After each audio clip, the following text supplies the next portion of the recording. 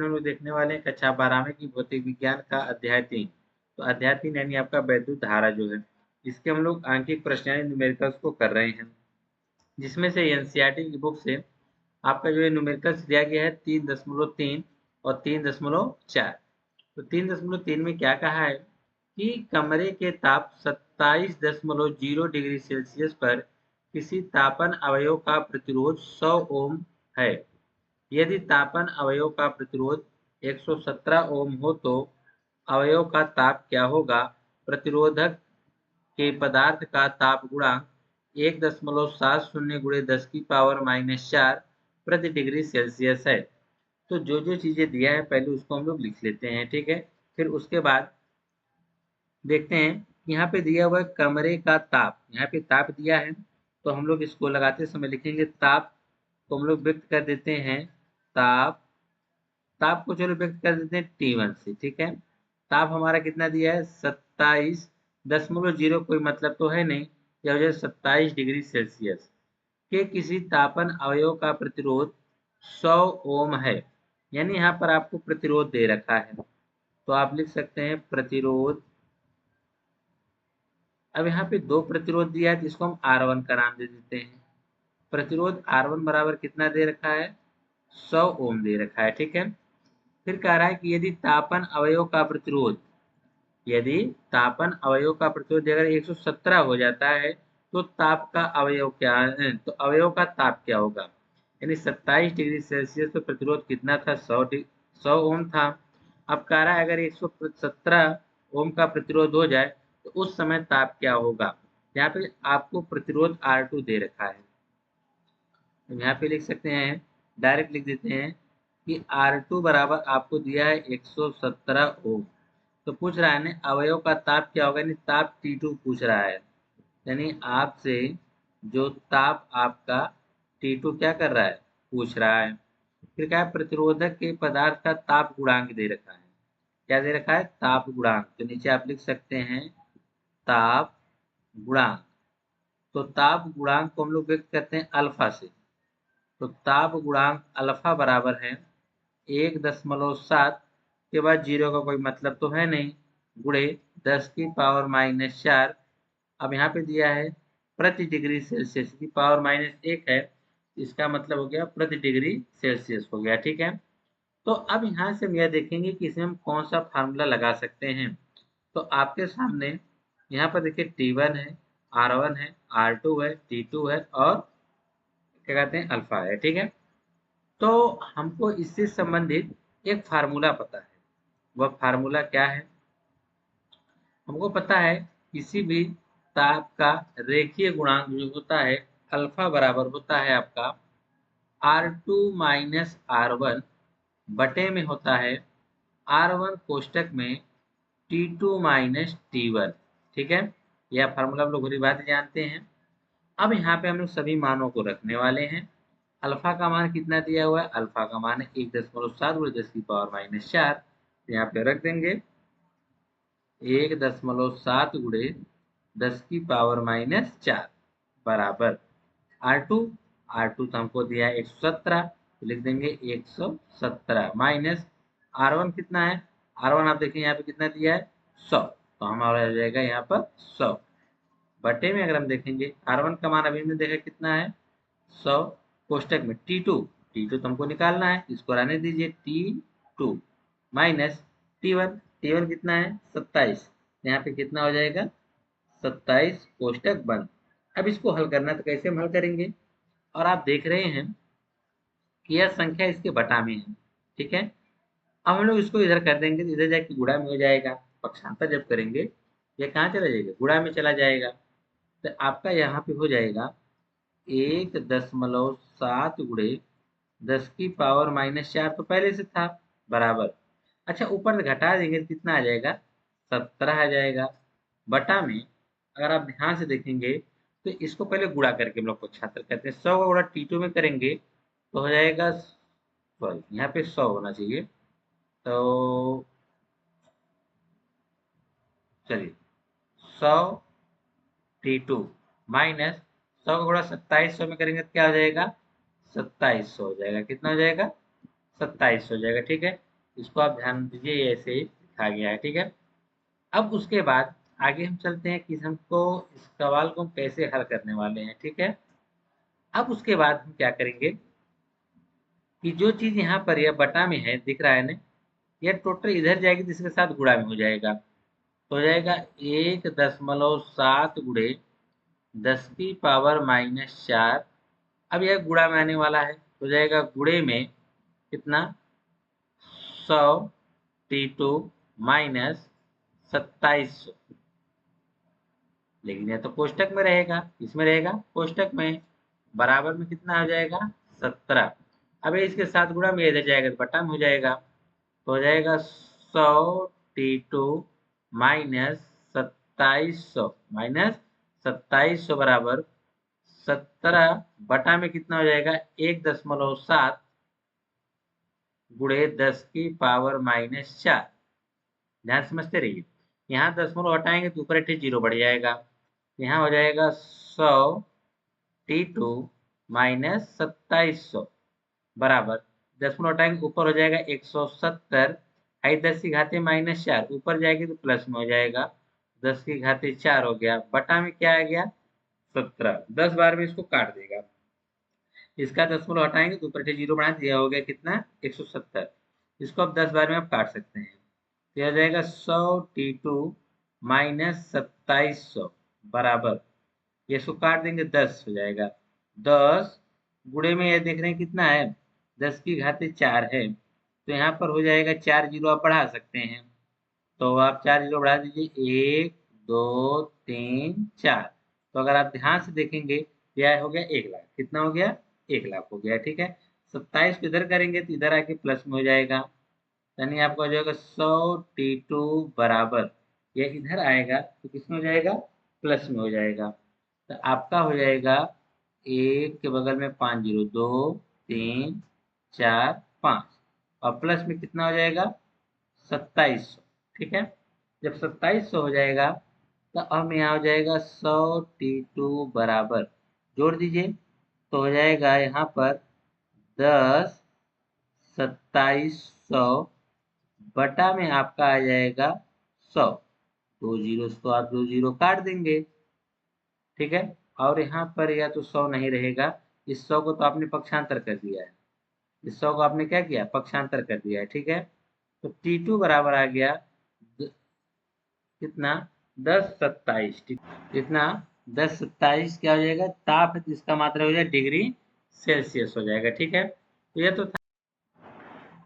तो चौथे सवाल में देखिए क्या कहा है 15 मीटर लंबे एवं 6.0 गुणे 10⁻⁻7 मीटर स्क्वायर अनुप्रस्थ काट वाले तार से उपेक्षणीय धारा प्रवाहित की और इसका प्रतिरोध 5.0 ओम मापा गया, प्रायोगिक तार पर तार के पदार्थ की प्रतिरोधकता क्या होगी। तो आपसे यहाँ पे कहा गया कि जो 15 मीटर लंबा कोई तार है, तो आप यहाँ पे लिखेंगे तार की लंबाई, तार की लंबाई। तो तार की लंबाई को हम लोग व्यक्त करते हैं स्मॉल एल से, कितना होगी 15 मीटर होगी। फिर कहा है 6.0 गुणे 10⁻⁻7 मीटर स्क्वायर अनुप्रस्थ काट, यानी अनुप्रस्थ काट का क्षेत्रफल यहाँ पे दे रखा है, यानी आपका जो क्षेत्रफल दे रखा है अनुप्रस्थ काट का, इसे हम एज बोलते हैं, और वह कितना दिया हुआ है 6.0 गुणे 10⁻⁻7 मीटर स्क्वायर। अच्छा, ये क्षेत्रफल किसका अनुप्रस्थ काट का, ठीक है, यहाँ पे लिख लेंगे आप लोग अनुप्रस्थ काट का क्षेत्रफल, अनुप्रस्थ काट का क्षेत्रफल, ठीक है। अनुप्रस्थ काट का क्षेत्रफल ए बराबर इतना हो जाएगा, 6 गुणे 10⁻⁻7 मीटर स्क्वायर होता है, ठीक है। कहा और इसका प्रतिरोध, यानी प्रतिरोध भी आपको दे दिया है, कहा इसका जो प्रतिरोध है, प्रतिरोध को हम लोग किससे नापते हैं कैपिटल आर से, कितना दे रखा है 5.0 ओम दे रखा है, ठीक है। फिर कहा प्रायोगिक तार पर तार के पदार्थ की प्रतिरोधकता पूछा है, प्रतिरोधकता देखिए क्या होती है, जिसे आप लोग रो से व्यक्त करते हैं प्रतिरोधकता, ठीक है। विशिष्ट प्रतिरोध जिसे आप कहते हैं, रो बराबर आपको नहीं पता है तो हम जानते हैं एक फार्मूला होता है, रो बराबर होता है RA/L। ये हमारा सूत्र है, ये हमारा क्या है, सूत्र है कि रो बराबर RA/L। इसी में हम लोग रखने वाले हैं। अब तो यहाँ पर हमको रो निकालना है, तो रो बराबर आर का मान कितना है, आर का मान है 5 गुणे, क्योंकि 5.0 तो मतलब 5 ही हुआ। ए का मान कितना दिया है, 6 गुणे 10⁻⁻7। देखिए 6.0 दशमलव का जीरो कोई मतलब नहीं है। और बटा में आपको क्या दे रखा है, एल यानी 15 दे रखा है। ठीक है, तो रो बराबर आपका हो जाएगा 5 6 का 30 है गुणे में 10⁻⁻7 और बटा में कितना है 15। 15 से हम अगर 30 को काट देंगे कितनी बार में, 2, तो 2 गुणे 10⁻⁷। और इसका जो मात्रक होता है वह आपका होता है ओम मीटर। क्या होता है, ओम मीटर। देखिए यहाँ से आर का तो हो जाएगा ओम, ठीक है। और यहाँ पे ए का होता है, देखिए 5वें सवाल में क्या कहा है, शायद सिल्वर के किसी तार का 27.50 डिग्री सेल्सियस पर प्रतिरोध 2.1 ओम और 100 डिग्री सेल्सियस पर प्रतिरोध 2.7 ओम है। सिल्वर की प्रतिरोधकता ताप गुणांक ज्ञात कीजिए। ठीक है, इसमें आपको ताप गुणांक ज्ञात करना है। और यहाँ पे देखिए क्या कहा है कि सिल्वर के किसी ताप का 27.5 डिग्री सेल्सियस ताप पर प्रतिरोध कितना है, 2.1। तो यहाँ पर ताप जो है हम लोग क्या मान लेंगे, ताप T1 बराबर हमको दे रखा है 27.5 डिग्री सेल्सियस पर प्रतिरोध कितना है, तो प्रतिरोध को हम लोग मान लेते हैं R1, वह कितना है 2.1 ओम है। फिर कह रहा है कि 100 डिग्री सेल्सियस पर यानी दूसरा ताप आपको दे रखा है T2। T2 बराबर कितना है 100 डिग्री सेल्सियस पर प्रतिरोध कितना है, तो पर प्रतिरोध आप लोग देख रहे हैं 2.7 दिया है, यानी यहाँ पर आपका R2 हो जाएगा। तो R2 बराबर कितना है 2.7 ओम है। तो आपसे प्रतिरोधकता ताप गुणांक पूछा है, तो ताप गुणांक, तो ताप गुणांक जिसे आप लोग अल्फा कहते हैं, ठीक है, ये हमको निकालना है।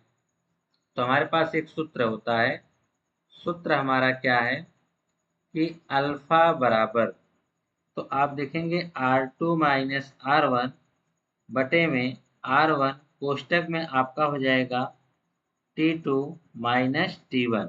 अब इसी सूत्र का हम लोग प्रयोग करने वाले हैं। ठीक है, तो यहाँ पे हमको अल्फा निकालना है, तो अल्फा बराबर R2, R2 का मान आप देखिए कितना है 2.7, हमने रखा 2.7 माइनस R1 का मान कितना है 2.1, तो हो जाएगा 2.1 बटा में R1 का मान कितना है 2.1 कोष्टक में T2 माइनस T1, T2 कितना है 100 माइनस T1 कितना है 27.5, कितना है 27.5। तो अल्फा बराबर निकालेंगे 2.7 में से हम 2.1 निकाल लेंगे, तो यहाँ पर आपका बच जाएगा 0.6 बटा में 2.1 गुणे। अब यहाँ पे देखिए घटा देंगे तो गुणा में हमको देखिए 100 में से अगर हम 27.5 घटाएंगे, तो अगर हम 100 में से 27.5 आप घटाने जा रहे हैं, 100 में से अगर 27 घटाएंगे तो आपका 73, लेकिन जब 10.5 और घटा देंगे तो 73 से 72.5 हो जाएगा, यानी 72.5 हो जाएगा। ठीक है, अब आप ध्यान देखिए यहाँ पर भी एक अंक पे दशमलव है, यहाँ पर भी एक अंक पे दशमलव है, या तो खत्म हो जाएगा, 6/21, क्योंकि एक अंक पे दशमलव नीचे एक अंक पे दशमलव ऊपर गुणे, यहाँ पे हो जाएगा कि एक अंक नीचे भी दशमलव और है, इस दशमलव घटाएंगे तो ऊपर 10 से गुणा हो जाएगा, तो हो जाएगा 725। लेकिन यहाँ पर एक अंक मैंने दशमलव हटाया तो ऊपर 10 से गुणा होने का मतलब यह आपका बन जाएगा 60। 10 से गुणा होकर कितना हो जाएगा 60 हो जाएगा। ठीक है, अब इसके बाद हम लोग क्या करेंगे, इसी को हम हल करना है इस कैलकुलेशन को। ठीक है, तो अल्फा बराबर हम लोग किससे काटें, क्योंकि ये 6 से नहीं कटने वाला है, 3 से कटेगा। 3 से काटेंगे यह 20 हो जाएगा, 3 से काटेंगे तो कितना हो जाएगा 20 बटा 3 से इसको काटेंगे तो कितना हो जाएगा 7 गुणे है 725। अब 725 जो है यहाँ पे 5 से कटेगा, ये भी 5 से कटेगा, जब इसको हम 5 से काटेंगे तो 5 चौक के 20 4 हो जाएगा। और यहाँ ये तो 7 रहेगा गुणे, इसको भी आप 5 से काटो, 5 एक कम 5, बचा 2 हो गया 22, 5 चौक के 20 कितना हो गया 20, हासिल 2 का हो गया 25, बचा हुआ 25। अब आ गया 7 गुणे 145। अब यह तो 4 से कोई यानी सम संख्या तो है नहीं कि जो कटेगी, तो अल्फा बराबर, क्योंकि सम संख्या रहती तो नीचे तो हम 4 से इसको काट के छोटा कर सकते थे, परंतु नीचे सम संख्या नहीं, तो आपके पास एक ही ऑप्शन है कि नीचे का गुणा करिए। चलिए 7 से गुणा करेंगे तो 7 पच्चे 35, 5 हासिल 3 का हो जाएगा, 7 चौक 28, 3 31, 1 हासिल 3 का, और 7 एकम 7 3 10, यानी आएगा अल्फा बराबर जो आपका आ जाएगा कि 4/1015।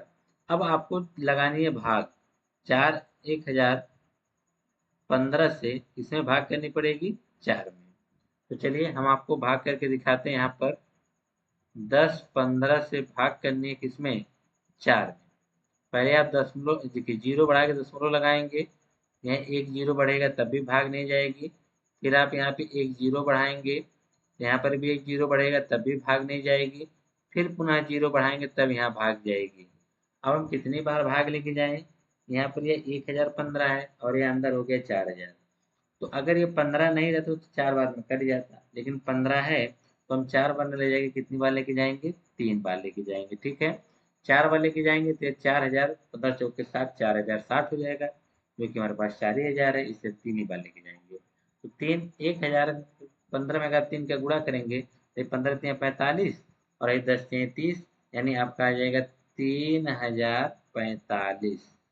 अब इसमें से आप घटा दीजिए तो यहाँ आ जाएगा 5, और यहाँ पे भी आपका हो जाएगा 4, हो जाएगा 9। ठीक है, अब उसके बाद दशमलव अगर आपका तो यहाँ पर हो जाएगा, पर यहाँ पे आपका हो जाएगा 9 में से 4 घटाएंगे तो यहाँ 5 आएगा। ठीक है, और यहाँ दशमलव लगा, जीरो को हम बढ़ा लेंगे तो हम लगभग 9 बार लेके जा सकते हैं। कितनी बार लेके जा सकते हैं, लगभग 9 बार।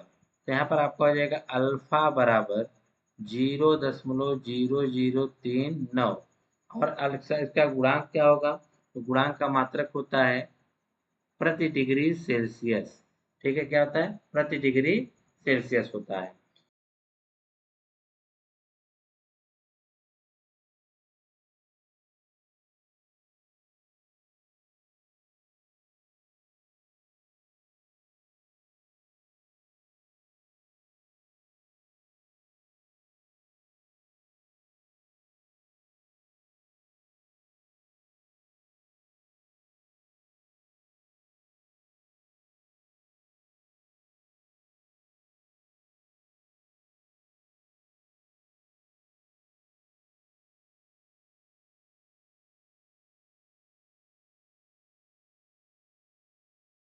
तो यह था आपका प्रश्नावली 3.1